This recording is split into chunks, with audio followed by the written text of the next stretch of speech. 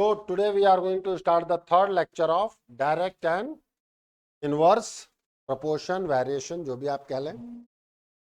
हम लोगों ने दोनों की थ्योरी कर ली है, ठीक है। हम लोग बात करते हैं कुछ क्वेश्चंस पे। If 35 men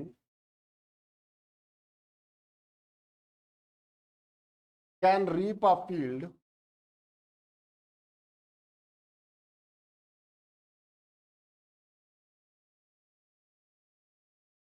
in 8 days,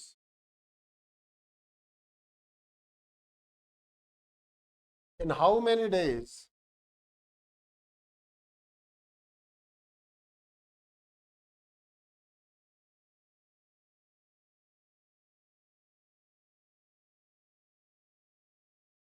can 20 men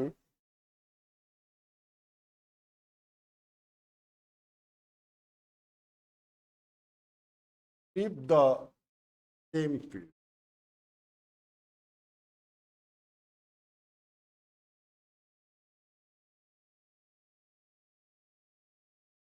बताओगे? सबसे पहले नहीं, सबसे पहले तो रीप का मतलब क्या होता है ये बताओ।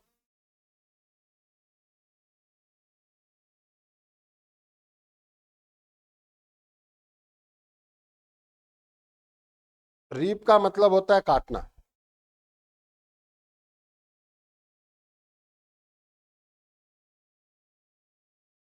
फसल पक के तैयार है, अब आप फसल की कटाई करना चाहते हैं। घास बहुत ज्यादा हो चुकी है, अब आप घास की कटाई करना चाहते हैं। एक सबसे बड़ी चीज है, अगर सभी आदमियों की वर्किंग एफिशिएंसी सेम है तो आदमी ज्यादा होंगे तो टाइम कम लगेगा, कि आदमी कम होंगे तो टाइम कम लगेगा? आदमी कम है तो टाइम ज्यादा लगेगा, आदमी ज्यादा है तो टाइम। तो इनवर्स वेरिएशन के डायरेक्ट वेरिएशन इनवर्स। भाई आदमी ज्यादा तो टाइम कम ना, तो डायरेक्ट की इनवर्स। तो हम बात करते हैं x is equals to number of man,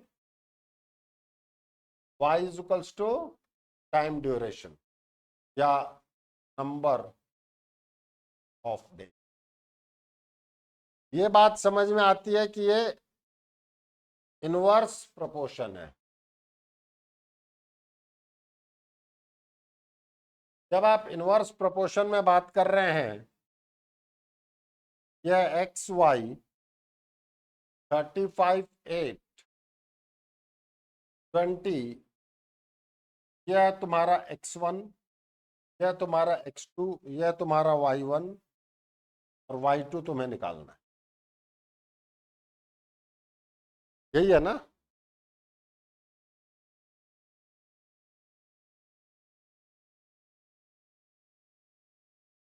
यही है।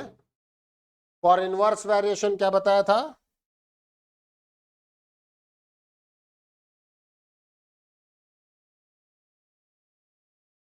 x1 into y1 is equals to x2 into y2। तो x1 है तुम्हारे पास 35, y1 है 8, x2 है तुम्हारे पास 20, y2 निकालना है। तो isn't it y2 is equals to 35 into 8 upon 20? Yes or no?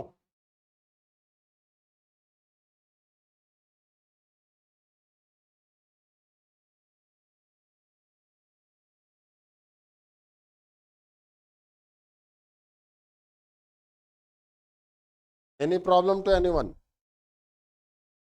बोल लो भाई।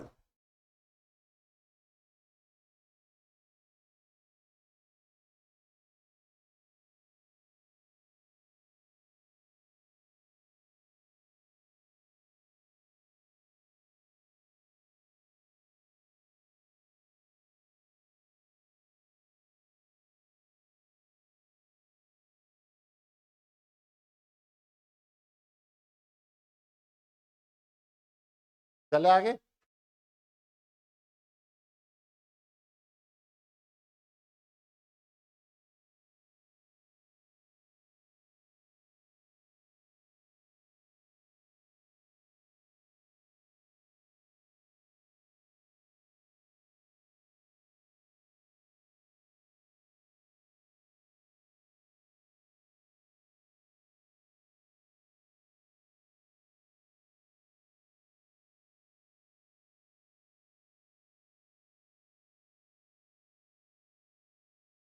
Next question. 10 men dig a trench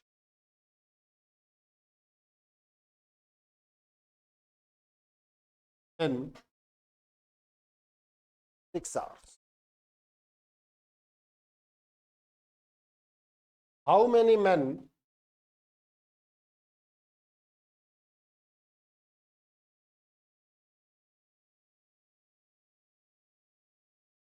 will dig the same trench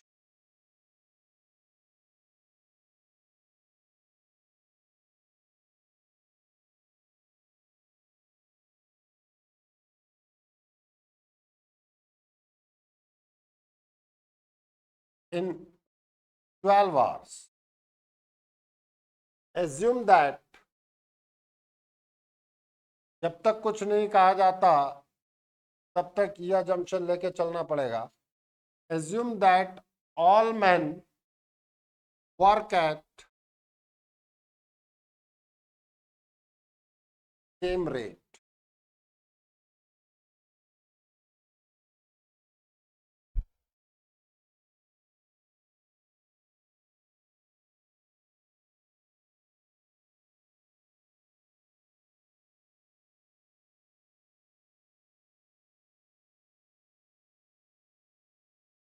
trench का मतलब क्या होता है? गड्ढा. गड्ढा है, कुछ खोद करके अपन काम कर रहे हैं. अब तुम ये बताओ, आदमी ज्यादा होंगे तो टाइम कम लगेगा कि आदमी, क्या स्थिति क्या होगी?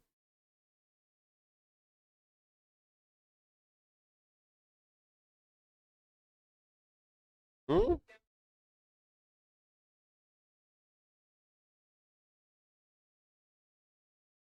कौन सा वेरिएशन होगा?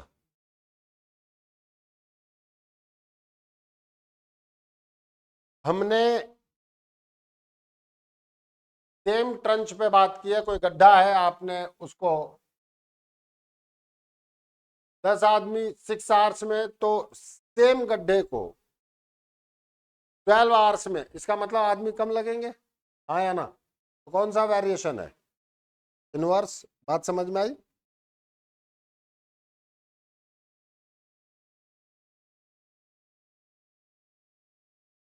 x is equals to number of men, y is equals to time taken in hours.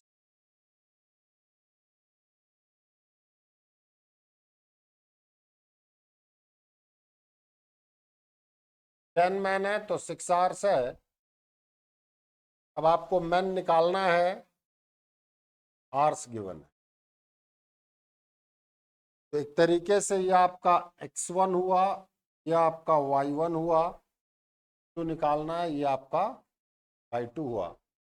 Inverse variation में x1 into y1 is equal to x2 into y2 means 10 into 6 is equal to x2 into 12. x2 is equals to 10 into 6 upon 12 is 5. केवल 5 आदमियों की जरूरत है आपको. Any problem in this one?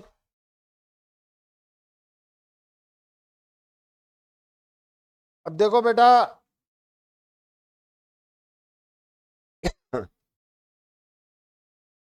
अब हम कुछ बातचीत करने जा रहे हैं इसी को, मतलब चैप्टर से रिलेटेड. लेकिन इस वक्त मैं आपका क्वेश्चन का लेवल काफी ऊपर देने जा रहा हूं कि आपका कॉन्सेप्ट क्लियर रहे. ठीक है, चलो.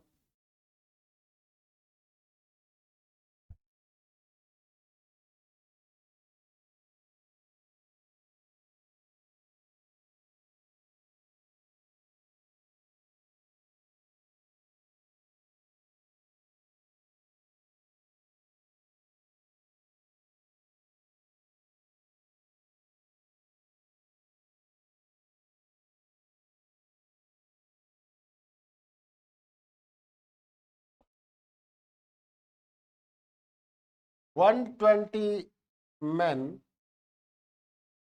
had food provision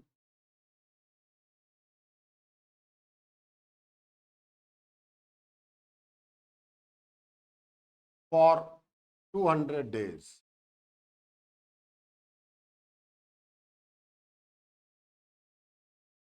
After 5 days,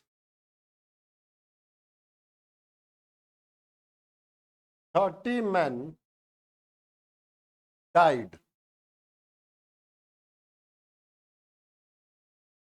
How long will the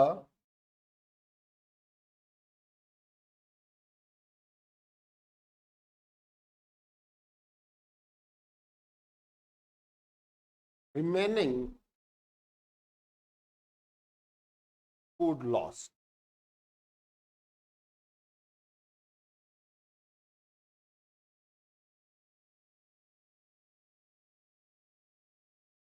कुछ कॉन्सेप्ट्स इसी तरीके के चलते हैं, वेरिएशन और उस पर है।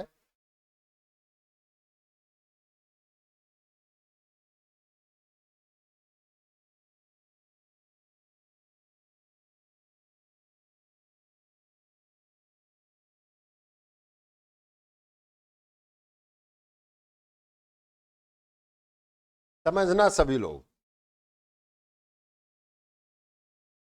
क्वेश्चन नोट कर लिया? काफी अच्छा question. That is 120 men had food provision 200 days. 120 आदमियों के लिए खाना मेरे पास है 200 दिन का। ठीक है, इसको नॉर्मल वे में समझना। एक आदमी एक दिन में एक बर्गर खाता है। लेट अस सपोज एक बच्चा एक दिन में एक बर्गर खाता है। क्या लगता है ना तुझे? सही से बता ना। बर्गर अच्छा नहीं लगता? सोच के बोलना, नहीं तो खिलाएंगे नहीं।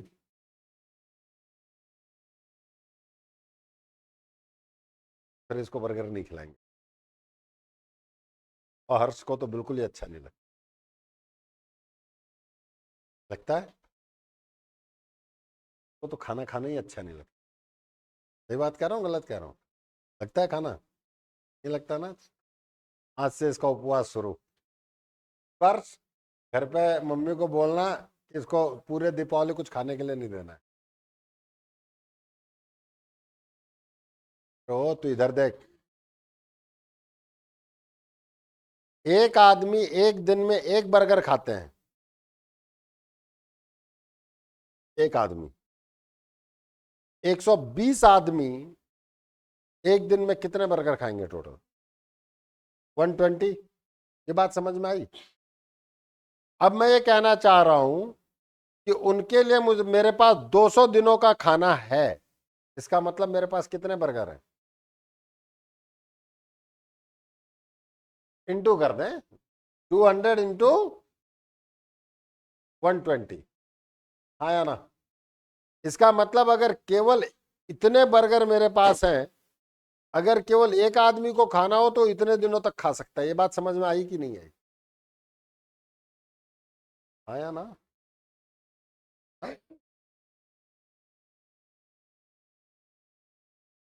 ये बात समझ में आई सबको कि अगर एक ही आदमी को खाना हो बर्गर, तो मेरे पास इतने बर्गर हैं कि वो 200 इंटू 120 डेज तक एक एक बर्गर रोज खाता रहेगा। पक्का ना? अब ये मैं कह रहा हूं कि आफ्टर 5 डेज, 5 दिन बाद, अब यहां पर डाई करवा रहे हैं, मैं कह रहा हूं कि 5 दिन बाद 30 बच्चे, नहीं नहीं यार, उनको क्यों डाई करवा? वो अपने अपने नानी के घर चले गए। तो 5 दिन तक तो इन सब ने खाना खाया है। 5 दिन तक इन सब ने खाना खाया है कि नहीं खाया है? बोलो। 120 इंटू 5 होगा। अब बताओ ना क्यों होगा बेटा। 5 दिन तक तो 120 के 120 आदमी खा रहे हैं। अरे हाँ या ना। तो टोटल में से बर्गर माइनस करोगे। अरे हाँ या ना। टोटल में से बर्गर माइनस हो जाएगा। अब आपके पास रिमेनिंग आदमी कितने बचे? 90। भाई 30 आदमी, 30 बच्चे चले गए ना नानी के घर। तो कितने बचे, कितने बच्चे बचे? 90। एक दिन में एक ही बर्गर दूंगा, इससे ज्यादा दूंगा नहीं, जागृति मांगेगी तब भी नहीं। एक दिन में 90 बर्गर गए, तो रिमेनिंग जो बर्गर है वो कितने दिनों में जाएंगे? 90 से डिवाइड करके पता चलेगा कि नहीं पता चलेगा? नहीं समझ में आई? नहीं आई? समझना मेरी बात को, बर्गर से रिलेट करो,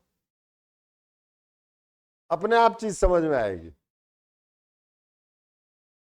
क्यों? आप समझना, टोटल अमाउंट तो पूरा ही है ना मेरे पास।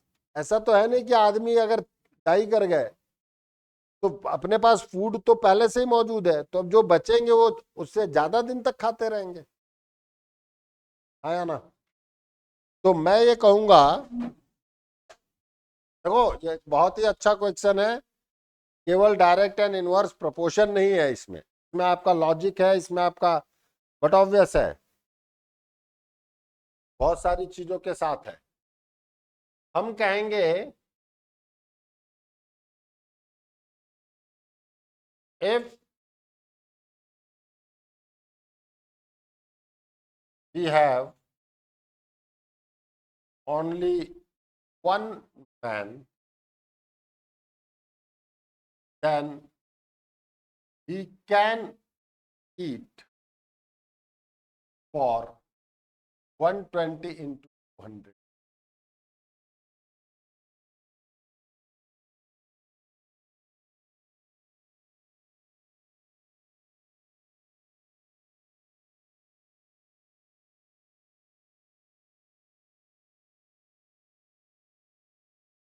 ये बात समझ में आई कि नहीं आई?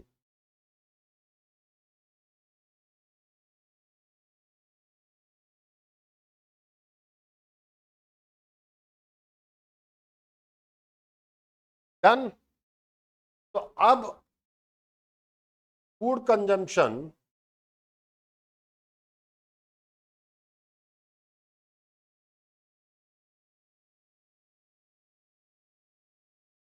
in 5 days equals to 5 into 120.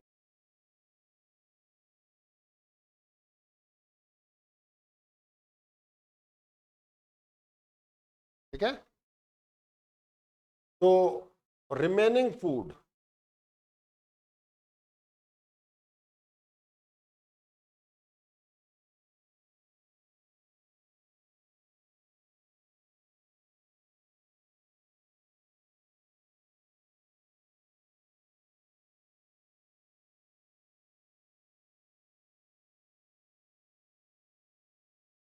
remaining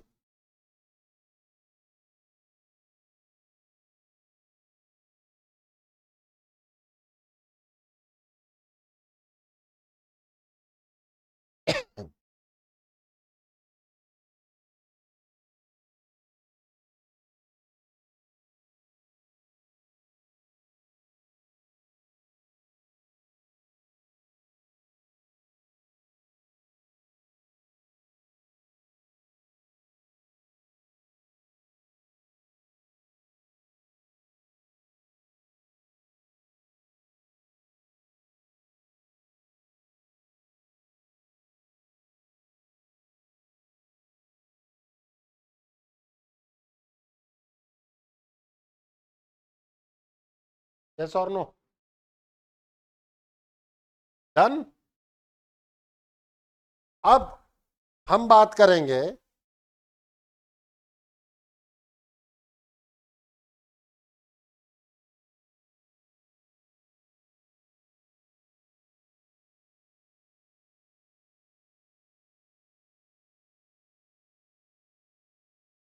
days in which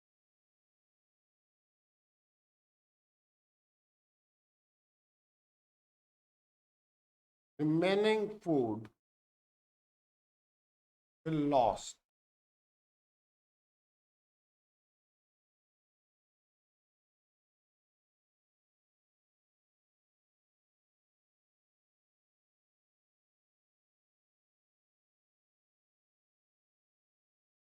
finish कह लो, लॉस्ट कह लो, फिनिश।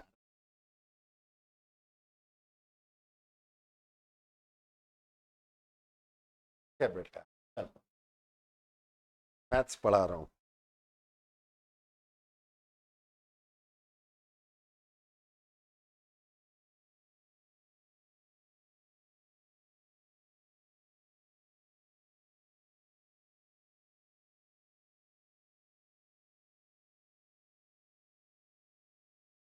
ये है एक कॉमन सेंस पे बात। आदमी कम तो ज्यादा दिनों तक फूड चलेगा, आदमी ज्यादा तो कम दिनों तक फूड चलेगा। ये बात समझ में आती है कि नहीं आती? आदमी ज्यादा तो फूड कम दिन चलेगा, ये बात समझ में आती है? इसी चीज को देखो, ये एक ऐसा अप्रोच है जो चीज एक टीचर को बतानी चाहिए। रीजन बिहाइंड इट कि यहां से आप लोगों का पूरा फंडामेंटल डेवलप होता है कि देखो हो क्या रहा है, हम कैसे देख रहे हैं। तो हम शॉर्टकट में भी बात कर सकते हैं यार, 5 डे टोटल से माइनस कर दो ना, रिमेनिंग डेज ही तो आप पूछ रहे हो। 5 दिन सबने खाया, आया ना? 5 दिन के बाद अगर 120 आदमी होते तो 195 डेज ही तो खाते। नहीं समझ में आई? आफ्टर 5 डेज अगर 120 होते तो कितने दिन खाते? 195 आफ्टर 5 डेज। ये बात समझ में आ रही है? तो गया। हाँ, क्या बताया मैंने?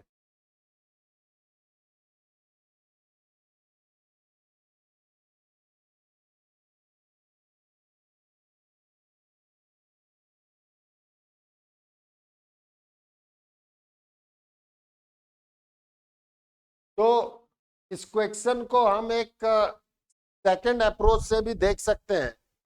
ये जो मैंने अप्रोच बताया ये पूरा थ्योरेटिकल अप्रोच था जिसमें आपका माइंड खुले। जो आदमी काम करना, तो तुम लोगों का मैन एंड वर्क वाला चैप्टर्स भी है ना, बेसिकली यही कॉन्सेप्ट। ठीक है, एक आदमी एक दिन में कितने दिन, एक दिन में कितना काम करता है, फिर आदमी ऐड होंगे, चले जाएंगे। तो वो एक बहुत अच्छा चैप्टर है कॉन्सेप्चुअली। चलो खैर, सेकंड मेथड जो हम केवल फॉर्मूला बेस्ड काम कर सकते हैं, दैट इज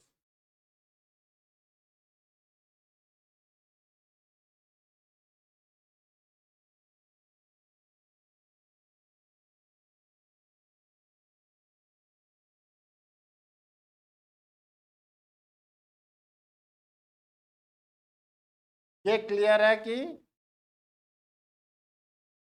इनवर्स वेरिएशन है।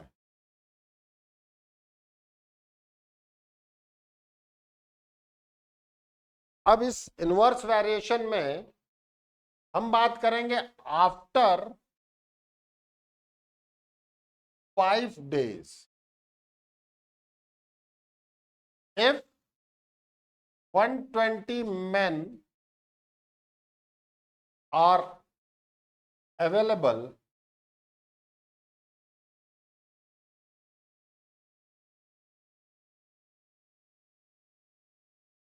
then food is for 120 sorry 200 minus 5 equals to 195।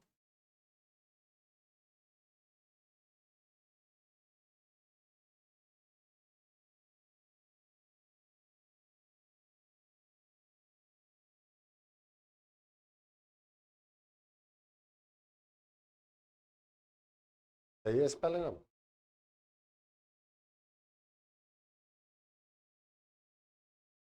but since we have 90 men with us, 10 total number of days.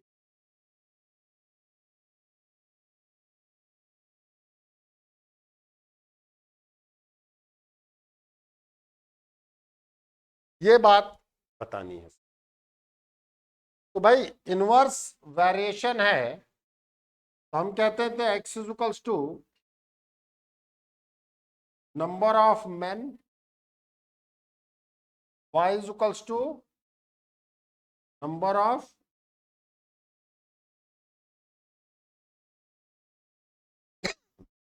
Remaining.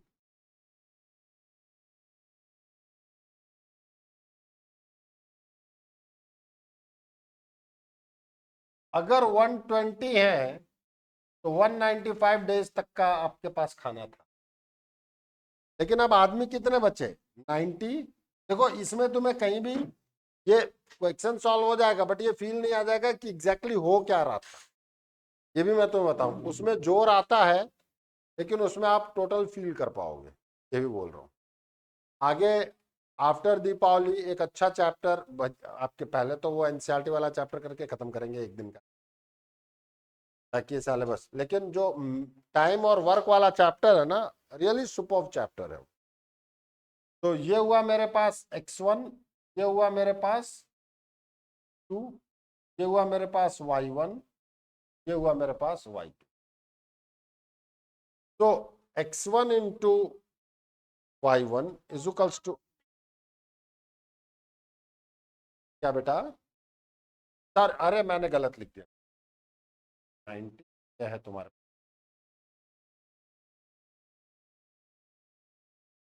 Means 120 into 195 is equals to 90 into y2.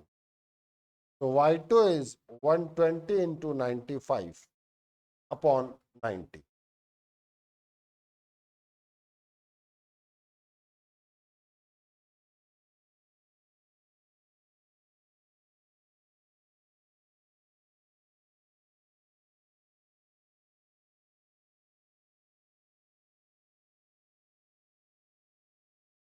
तीन आदमी अगर हट जाते हैं तो आप 160 days तक, रिमेनिंग डेज तक अपना फूड चला सकते हैं। अगर वो पूछे कि टोटल डेज कितने रहेंगे तो 260 प्लस 5।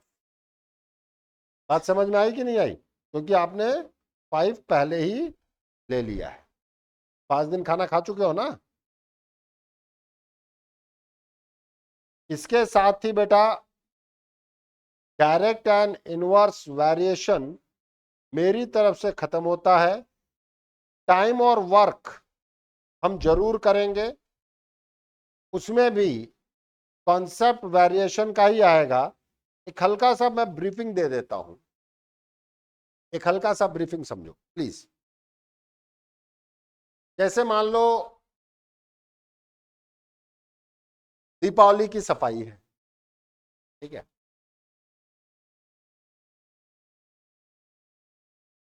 एक रूम को हमारा ध्रुव जो है 4 दिन में क्लीन करता है। एक रूम को हमारा ध्रुव 4 डेज में क्लीन करता है, और ध्रुव का जो दोस्त है आरव, वो 6 डेज में क्लीन करता है। ठीक है, समझना। उसी रूम को आप मुझे एक बात बताओ, अगर ध्रुव एक रूम को 4 दिन में क्लीन करता है तो एक दिन में ध्रुव कितना पार्ट काम कर, आरओ मान लेते हैं 5 दिन में क्लीन करता है। अगर ध्रुव एक रूम को 4 दिन में क्लीन करता है तो एक दिन में वो रूम का कितना पार्ट क्लीन करेगा? 1/4। ये बात समझ में आई? 1/4 पार्ट वो क्लीन करेगा, हाँ, 25%। और अगर हमारा आरओ एक रूम को, उसी रूम को 5 दिन में कंप्लीट करता है क्लीन, एक दिन में कितना करेगा? 1/5। अब दोनों दोस्त मिल गए, दोनों दोस्त मिल गए, एक दिन में वो कितना वर्क करेंगे?